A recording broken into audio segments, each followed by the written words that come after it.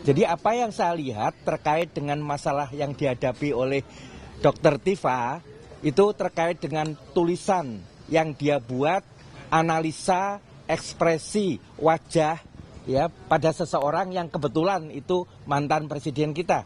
Ya, jadi kenapa saya hadir di sini? Nama saya Zainal Mutakin.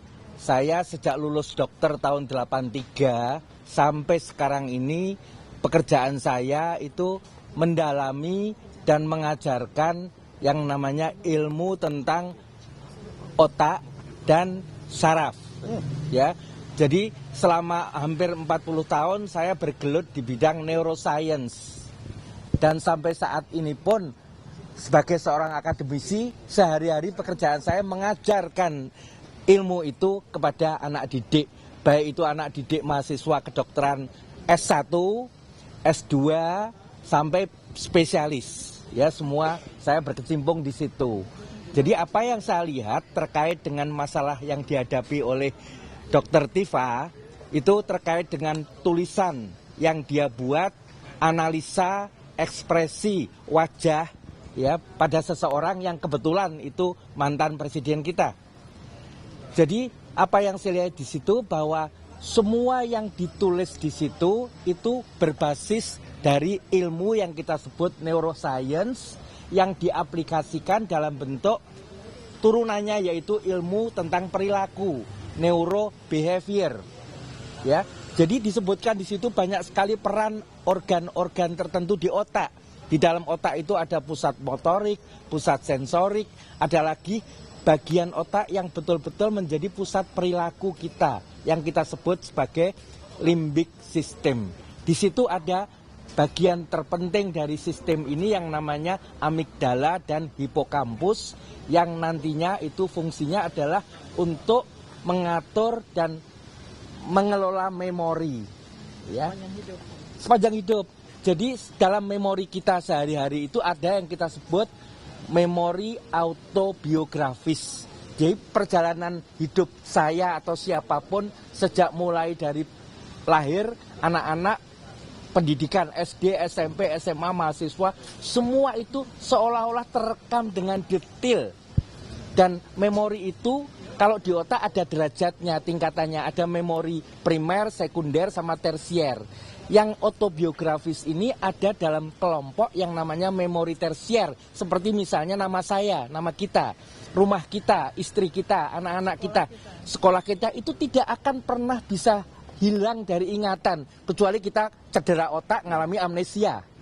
Tapi detail dari informasi itu akan mudah terungkap dalam bentuk suatu narasi yang runtut, ya, yang tidak ada jeda dan itu pasti akan bisa dibedakan kalau di dalam autobiografi itu ada adisi, ada tambahan di sana sini. Tidak mungkin ya? Ya, itu tambahan di sana sini akan membuat dalam narasi akan beda nanti. Dan itu juga akan bisa dilihat dalam perubahan ekspresi wajah seseorang yang menurut yang tulisan Dr. Tifa itu disampaikan dalam istilah mikroekspresi. Mikroekspresi itu akan terjadi ya, apakah yang disampaikan itu nyata atau itu suatu kebohongan bisa dilihat dan bisa dianalisa bahwa itu tambahan informasinya sebetulnya tidak ada di situ, itu dari sisi keilmuan. Ya. Nah, kebetulan untuk menyatakan seseorang itu dia kompeten menganalisa atau menyampaikan itu bukan didasarkan atas sertifikasi.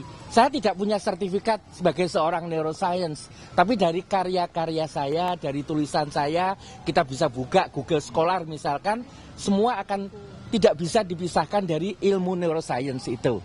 Ya, termasuk Dr. Tifa. Jadi tidak ada ketentuan bahwa untuk menganalisa ilmu ini seseorang itu harus punya sertifikat, nggak ada. Tapi kompetensi, dan kompetensi dilihat dari riwayat sebelumnya. Sebagai seorang dokter, Dr. Tifa mendalami pasti semua dokter itu ilmu dasar tentang otak dan saraf.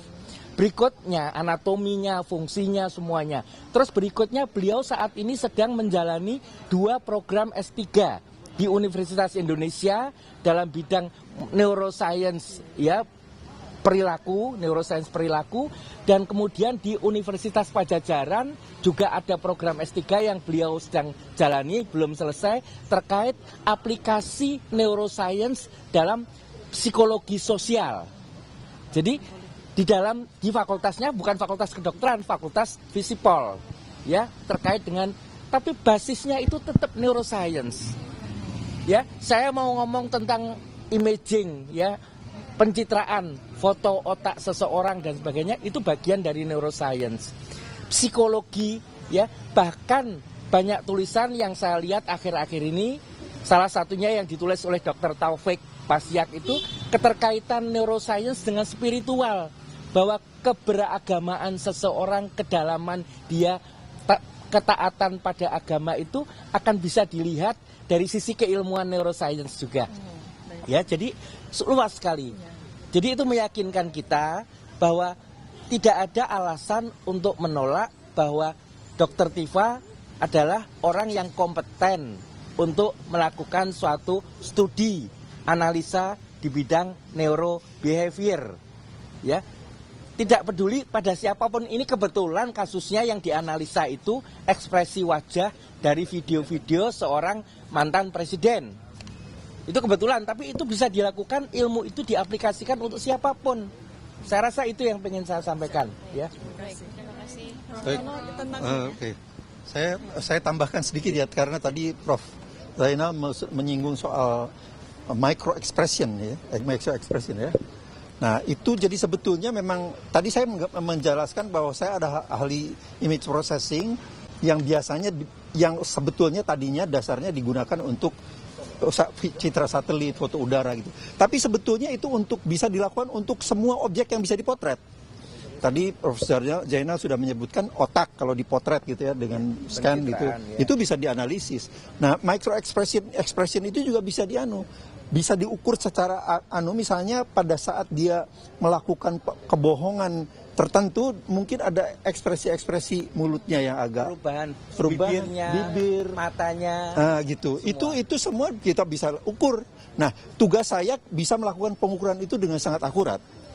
Nah, tentu saja menganalisisnya bahwa itu ekspresi-ekspresi yang misalnya ada indikasi kebohongan, indikasi penipuan, itu tentu saja keahlian Dr. Tifa. Tapi pengukurannya insya Allah saya bisa melakukan dengan sangat-sangat akurat. Itu yang ingin saya tambahkan ya.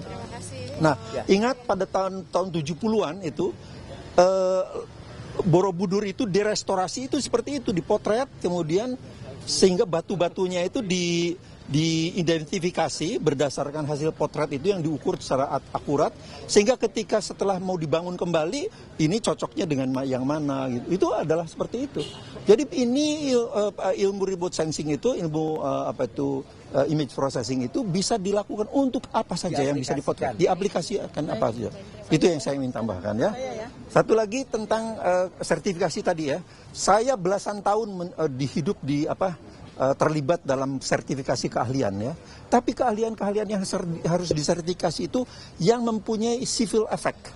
Misalnya dokter, nah itu perlu sertifikasi, tidak boleh menyuntik sembarangan kalau tidak punya sertifikat. Insinyur yang membangun jembatan itu harus sertifikat karena dia ada civil effect-nya. Kalau jembatannya ambruk, dia akan dipidana, dia akan perdata. Ya, terima kasih ya. Baik, terima kasih.